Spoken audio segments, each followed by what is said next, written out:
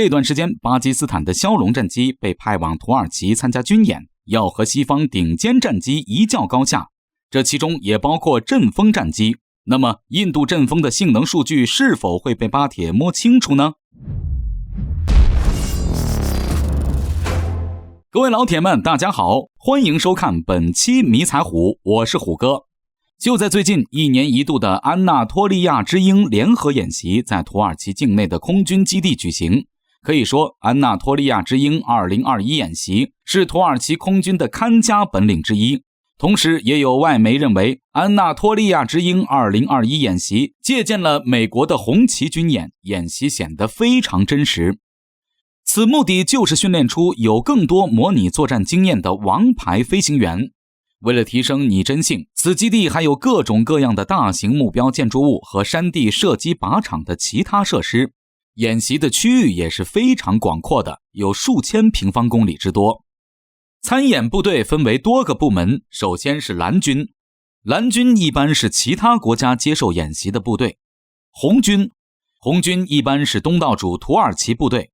白军是演习的指挥中心，负责整个演习的组织和实施工作，以及其他数个辅助单位。安纳托利亚之鹰2021联合演习的共有4个国家参加，分别是土耳其、卡塔尔、阿塞拜疆、巴基斯坦。参加此次演习的有5款战斗机，多金大户卡塔尔的阵风 F3， 阿塞拜疆的 MLJ-29 战斗机，巴基斯坦的 JF-17 枭龙 Block 2战斗机，以及东道主土耳其的 F-16C-D Block 40和 F4 战斗机。值得注意的是，演习现场巴基斯坦的部队是巴空军精锐部队黑豹中队，是首个换装枭龙部队的巴空军部队。这次黑豹中队派遣了5架 JF-17 枭龙 Block 2型战斗机前来参加军演。枭龙战机是中国成都飞机公司与巴基斯坦航空综合企业合作研制的，以空作战为主，兼有较强空地作战能力的全天候轻型多用途战斗机，并配有同型双座战斗教练机。主要用户就是巴基斯坦。目前巴基斯坦装备有135架，还有64架正在组装。不过此次装备的是更先进的枭龙 Block 2型战机。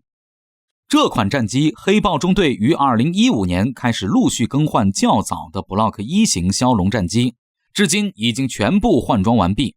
相比老款的 Block 1型来说， Block 2增加携带闪电10中程空导弹，这大大增强了枭龙 Block 2的超视距空战能力。而且枭龙也可以带巴方生产自己的武器吊舱，可以执行多种任务，如对地、对空、对海等。这次演习，土耳其充当对手，和阿巴卡3国进行空战演练。好多不明所以的媒体听风就是雨，宣称枭龙演习中击败阵风 F3， 实际上是卡塔尔的阵风 F3 和枭龙并肩作战，与土耳其的 F-16C-D Block 40进行较量。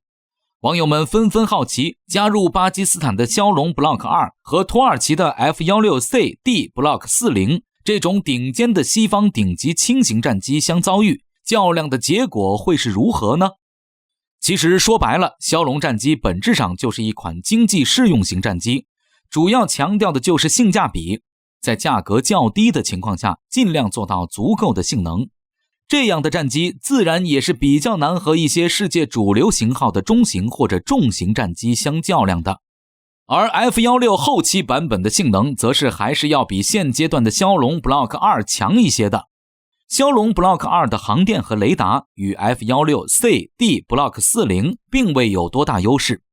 速度方面，最大只有区的 1.6 马赫，而 F-16C-D Block 40可达 2.05 马赫，发动机也比枭龙 Block 2出色。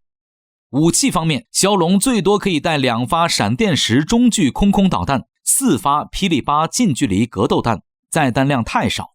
霹雳8已经落后于霹雳10了。F-16C-D Block 40则最大可以带4发 AIM-120 中距空导弹，2发 AIM-9 近距空导弹，载弹量航程也超过了枭龙 Block 2。航电系统方面，F-16C-D Block 40先进一些。枭龙 Block 2和 F-16CD Block 40相比，唯一的优势就是便宜了。